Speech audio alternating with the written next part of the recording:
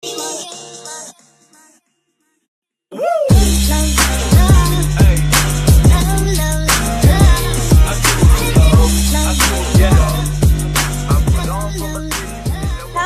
hello. We are so excited for another amazing author.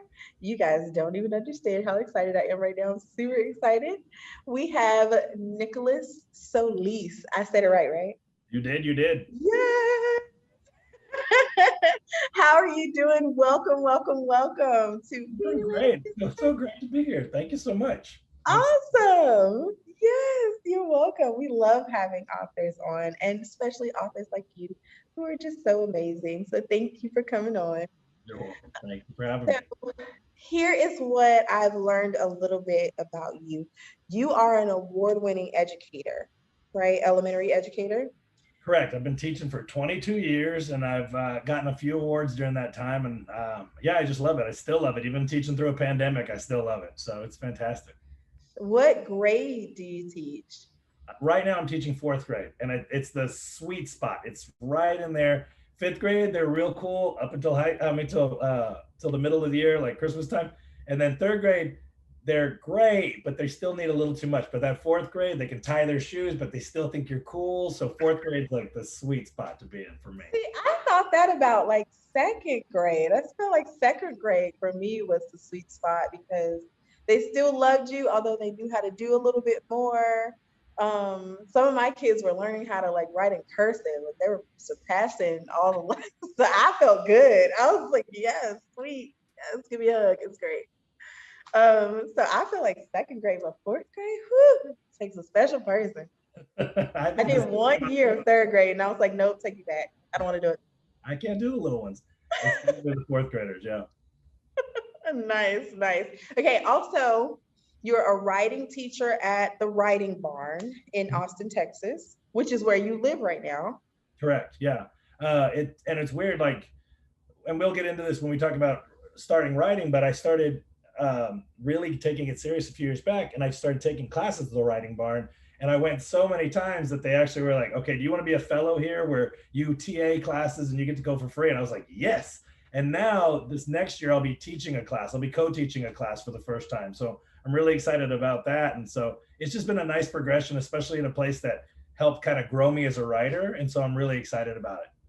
That's awesome. Okay, and then we have 2018. You got a grant from We Need Diverse Books, Mm-hmm. and tell us a little bit about that. It was just amazing. Like once again, it all connects to Writing Barn for me. But I was at Writing Barn. I was with Lamar Giles. He's an author, does amazing work, mostly middle grades. And he and I got to talking, and he was like, they provide grants. We need diverse books. You should apply. I'm like, I don't think I can't do it. And he's like, no, you really need to. So I looked into it. I applied. I won. They gave money. I bought this laptop that I used to write my first book with their money, and it was amazing. And I don't think I'd be where I am without their support. And so it was really fantastic to win that grant and award. That's awesome. And it's called the Walter Dean Myers Grant, right? Mhm. Yes. That's awesome. Not only that, like you're just awesome all around because I'm just like adding things on. Like it's like not only did you do that, you also have been teaching all over the world from Tanzania to Texas. Yep. And you told me a little bit about that, but tell me again, like what was that like? You're getting a good idea of the ADD of my life, as far as like I love teaching, but I also I mean it's great. Like my ADD is fantastic because I can talk to kids, I can teach kids, I could talk to 5 kids at one time, I could do a project at the same time. It all works out really well, but it also leads me to these adventures because it was like I think I'm going to try writing. Okay, and then I hit writing really hard, and like, I want to teach abroad. And so I joined this company called Cross Cultural Solutions. And what they do is it's like a upper branch that has all these different places around the world, but they put you with locals. And so you really get a great idea of I mean, we lived in the middle of a market in Tanzania, and then in Africa, we lived with the Himalayan mountains right behind us. And we got to walk through the Dalai Lama's bedroom. I mean, that was some of the stuff we got to do. And like my wife and I did Morocco, and we'd wake up at 5 a.m. with the mosques going off, and we'd go to Casablanca. Like it was just awesome. And so I love these things because they put us in touch with these children, and all the children, everywhere you go, children are just awesome. Like it doesn't matter, children are fantastic anywhere you go. And so I just loved working with them and teaching them, and they would teach me stuff as well. And so it was just a great organization. I'm really happy I did it. That's awesome. Okay, and so you've written picture books, you do teacher blogs, you write middle grade novels, you've been writing poetry. Oh my goodness, can I go on and on? I'm get them all published. That's the other thing. But I do love writing them all. So yeah, I I've been writing for a see. long time. That's awesome. So your debut book was called The Staring Contest. That's this one. And oh my gosh, and it was nominated for the Redbud Read Aloud Yep, Award. the Redbud Read Aloud Award, and that's actually in 2022. And so the Redbud Read Aloud Award's awesome. Basically, it's not an award picked by adults, it's picked by kids. And so librarians can sign up for this. It's a bracket system like basketball. And so books go head to head, the kids pick, and then the last one standing will be the winner. So if there's any librarians out there who want to take a look at the Redbud Read Aloud, it's open to everybody in the entire country, grades K through second. I would love my book to win, but it's okay. You pick what you want, wink wink. But Well, I happen to be a librarian. I know. So I'm glad we're talking about her. It's awesome, and it's an easy way to vote. And yeah, so they picked this. I love this book. It's basically an old school staring contest. It's like you're going against the book. The book likes to cheat. You can't blink. You got to read as you try to make it through the whole book without blinking. And if you can make it, you win. And if you can't, it's okay. He'll play you again and again and again, and you'll get faster and faster. So it's like a fluency book for teachers and stuff like that. But don't tell kids. It's just a fun book to do. I love that. I absolutely love that. We're getting that one too to give away. We're definitely giving that one. Yes. Yeah, I'll send it to you. So just let me know. And it's interesting. This is the first book that ever came out, but they also liked my drawing. So I am the illustrator too, which is not very hard to illustrate. So I was shocked because I did like a dummy, and they were like, okay, we like what you did. You do it. And I'm like, are you serious? And then it came out in Turkey. So I'm in Turkish too. It's in a Turkish language also now. Awesome. I love that. Congratulations. That's amazing. So the one we're reading now came out April 15th of this year, and it's called The Color Collector. And then you also have another one that's called My Town, Mi Pueblo. And it's coming out fall of next year. Yep. And that's with Awesome. Becky Paulson with Penguin Books. So it's going to be, I'm really excited about that one. I saw the pictures. I got the illustrations like a month ago, and I am in love. It's going to be amazing. So that is amazing. Okay, so just with all of that, you're also juggling a wife, a dog, a son named Leo in Texas, and teaching. I don't sleep a lot. I lose my voice a lot. So yeah, I've got mega allergies, and that's why it sounds like I'm going through changes right now. But it's oh my gosh. Okay, so tell us about the Color Collector book, because that's the one you're going to be reading here in just a moment. Yeah, The Color Collector was actually the first book I seriously sat down and wrote and submitted to start getting, we work with critique groups and stuff like that, and I hadn't done that before. And so this was the first one I put in, and I loved it. I was inspired by the paint. I was inspired by two main things. Three really, if you think about it. The paintings of Graham Francois, and I got one for you, and I can show you real quick because I just love his artwork. And so my wife got me this for our first Christmas together, and this is not the one that inspired me. The one that inspired me was a little girl wearing mostly gray, reaching up and catching a leaf that was falling down and putting it in her backpack. But what I love about his stuff, it's just these sad eyes. They're heartbreaking. And so I couldn't stop thinking about this little girl. And I wanted to know her story and why she was so sad. And then I also was inspired by my students. I've been teaching for a long time, and a lot of the students I teach, especially in the past, demographics has changed in my neighborhood, but in the past, I'd be like, oh, how's your family? It's like, well, I haven't seen my dad in a while, like 3 months. He's in Mexico, we're here. And so this idea of this immigration where they had to move and they had to leave things they loved behind. And it was just very heartbreaking. And then I was thirdly inspired by kind of my own life. My parents divorced when I was very young. We moved around a lot. It was all over Austin, but we'd move a lot. So I'd constantly start new schools, and I'd be that quiet kid who didn't have anybody to talk to, who didn't have anybody to sit with, who just wanted to kind of be as small as possible and just Yeah.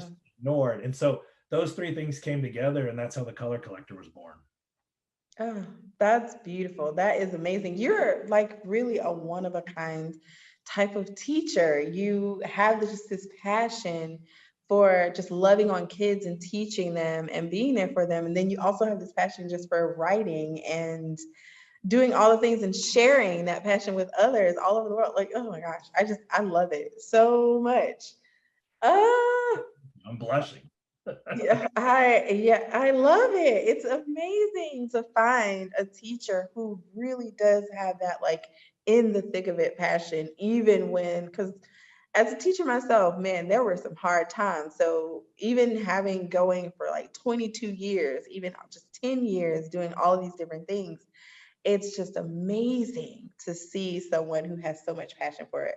So brava, brava. I Um, honestly attribute it to the teachers that are around me. Like I don't think you survive this profession without a great solid team around you. And I've got an amazing fourth grade team, and I've just got a lot of great teachers and principals that I look up to, and it's just fantastic. I mean, you know this, you can't do it without the others around you. So That's absolutely correct. I had my peeps, and I still have them now. Even being in a library now and doing like the nonprofit with Culture Books, like I have those teachers that I still talk to, and I still like come to and like, hey, we need to sit down. What's going on? What are we doing? Like, how's everything going? Like, we still have that. You have to have that solid, just that solid foundation. It's important. So agreed. I'm going to let you go ahead and take it away and read The Color Collector because I can't wait any longer. I don't know about anybody else, but Read Aloud Miss Erica is wanting to hear this book right now. We got to do it. All right. This is The Color Collector by Nicholas Solis, illustrated by the very talented Renea Metanu. And as we go through the book, I would love for people to pay attention to how she brings in color. And this was her idea of how she did this. And I was like shocked because a lot of times we don't get those choices. And I could not have made a better choice or even had thought about that. So she's just brilliant. So we'll begin. Here we go. She was new. She was quiet. I think she was lonely. That was the day I met Violet. I was new once. I said hello. She smiled a little, I think, but she was quiet. She lived near me. We walked home the same way. I was on one side, she on the other.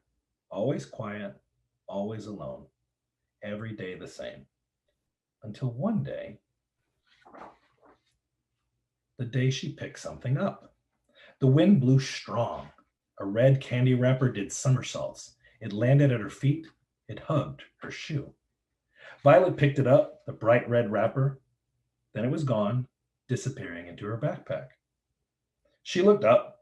She looked at me. She waved. Then her eyes went down and she turned the corner. She was always picking things up. I had never noticed it before. Now it is all I see her do. Bright blue cookie wrappers, yellow pieces of paper, green bottle caps, red fall leaves, all disappearing into the gray backpack. One day on our silent walk home, I'm not so silent. What do you do with it all? All of what? The wrappers and trash and leaves. Do you really want to know? Yes, please. Then follow me. Just a little farther, up one flight of stairs, then another and another. The heavy door creaks open. This is my room. Here in her room, the sun comes to shine. It reaches in and makes her glow. It makes her collection glow as well. Each brightly colored wrapper, piece of trash, and speckled leaf has a place on her walls, her ceiling, her door. They are no longer forgotten bits blowing in the wind. Along her wall, they are one. They are her sky, her beach, her village. They are beautiful. We came here for a better life. I miss home, though. I miss the sounds and smells, and I miss the colors. I'm sad that she is sad. It's beautiful, I say. She tells me stories about her son, her ocean, her people. We sit and talk, then laugh, then talk some more. She is not so sad. She is not so alone. It feels good to be her friend. I say goodbye. She said goodbye. I'll see you tomorrow. It is true. She smiles. I smile. We smile the same. On my way home, the wind blows strong and cold. A bright red leaf falls at my feet. I pick it up and put it in my backpack. The end. I love that. Such a beautiful story of inspiration and friendship developing and growing. I love that. I love that. Absolutely. Thank Oh you. my gosh. That's such a good. I'm not gonna cry. It's such a beautiful story. I love it so When much. I was growing up, that's all I wanted. I wanted somebody to just say hello. Like, and that's when I use this in my classroom, especially at the beginning of the year. And I tell the kids, like, a simple hello, a little tiny bit of kindness can change someone's whole world. And I talk about how I didn't want to be at this junior high anymore. And then I made one friend and then I made more friends. So my life went one way and I met my wife and I have my beautiful son and like I'm extremely happy. And had it not been for that one little bit of kindness, I don't know where my life would be. Or and it's so interesting how we have so much power, especially kids have so much power and they don't realize it. They don't realize the joy and the happiness and even the sadness that they can bring into somebody's life. It's just what we try to choose. And so, yeah, when I talk to kids about this book, I really talk about we can change someone's whole life. It's amazing. And so, yeah, I love it. I absolutely love that. That is such a beautiful book, such just a beautiful take on kindness and just having that one thing because I've heard and I know you probably have too that you never know what someone is going through. So one smile or one hello can change everything. You just never know. Yep. So no matter where I am, I usually get out of the car and I'm like, "Hey, good morning. What's going on?" It's perfect strangers. I'm like, "What's up? Hi. Hi. What's going on?" I went into school 2 weeks ago and I was so nervous. And as soon as I opened the door, a teacher said, I mean, like my car door, even in the parking lot, a teacher said, like, hi, welcome. And I just was like, oh, okay, I can be at this school. This is gonna be okay. Like it was just one little tiny thing, but it can make your day. So Yes, it makes a difference. It's huge. There's one guy, I think I had, so I have a Jeep, and on the side of my Jeep, I put happy birthday to my best friend on there. Like, and it was in like August. And so eventually, like, people would see it. It had been like, September, and it just kept going. And I just never cleaned it off. And people would see it, and there was this random guy, just at a random store. He waited for me to get out of my car, and he was like, "Happy birthday!" And I was like, like my face turned completely red because he had somewhere to be. Like after that, he just zoomed off and no, scooted off to his next thing. But I said thank you. My face turned so red. My eyes were like I'm pretty sure super small from smiling so big. And I was like, thank you. So I call up my best friend, I'm like, somebody just wished you a happy birthday. But it made my day just to have someone go out of his way to stop and wait for me to get out of the car just to say that. And I was like, that was just so nice of him. It was super sweet.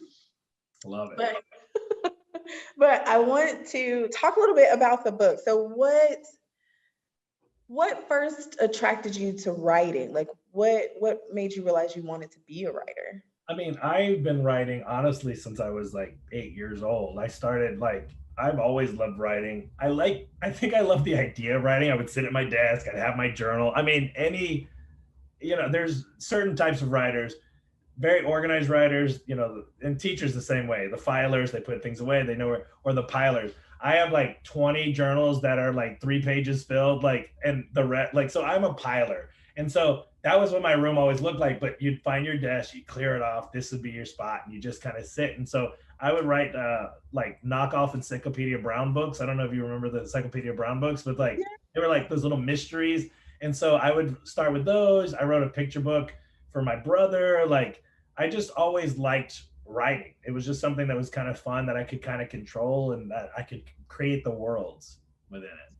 That's awesome. So do you have anything that you have to like set with you or to inspire you to write? Like how does it just come? Or I'm a chaotic writer. Like I wish I was that type of like could sit down. Like I have a hard time sitting still. And so what I tend to do is I usually keep a phone or my journal, something like that, because I Mhm. tend to write off of titles, which is interesting. Like I'm either really inspired by art, and that could be art that I see on the walls, art like that for Graham Francois, or art that I Mhm. see, on TV even or movies. I'm inspired by art, or I'm inspired by a title. I get an idea for a title that I really, really love that I think, oh, this is good. And I want to create a story around this. And so then I'll just kind of backpedal it. I'll reverse engineer a book and see how it fits and stuff like that. And so usually it's just ideas kind of hit whenever they hit, and I try to get them down on paper because if I don't, I'll forget them. And so I'm inspired when I'm inspired, and I got to move on it right then. Yeah. See, I love asking this question. I told my previous author that because it's it's a different answer for everyone. So I've had an author say they love it to write. It comes to them in the shower, and then I've had them say that it comes from people watching. So I love how the answers change and how they're different because then it inspires kids and let them know that hey, oh, I don't have to just sit and stare at a laptop or a piece of paper all day just to get my words out. No, you don't. It comes anywhere, anytime, anyhow. So I love that. I absolutely love this. That's one of my favorite questions to ask every single time because I know it's going to be something different. I'm just waiting on it. Okay, so as a child, were there any books that inspired you? Yeah, I was given the classics, which when I was 7 or 8 was very hard to to absorb. And so I'd be reading, Tom Sawyer, Huckleberry Finn. I'd be reading, Count of Monte Cristo. Like I'd be reading these really I high. love the Count of Monte Cristo. But when you're that young, they Yes, don't I really know. make sense. But it was a way for me to like nobody bothers me. Like if I'm Hmm. here, nobody can bother me. But it really wasn't until Shel Silverstein, and it was the other one's at school right now, but it was this Where the Sidewalk Ends, that I was like, oh my god, this is what writing can be. And I devoured all of his books. And like it just hit. This is the one that connected. And I thought all this stuff was hilarious. I've been working on a poetry book for years. And like someday I wanted to look like this. I wanted to come out. It just he was everything. So this is my biggest inspiration. And as I've gotten older, there's been other authors, but that was the one that already always connected to me when I was younger. I love that book. My English teacher, I think in seventh or eighth grade, showed me that book. And she would read them in class. And I think the first one she read was The Loser. And I cackled because and there's sometimes like some people don't get what he's doing and you kind of see the pictures, but I cackled at this book and I loved the poem and I loved every time she would read Shel Silverstein. I would sit because I know he's going to give me something to laugh at.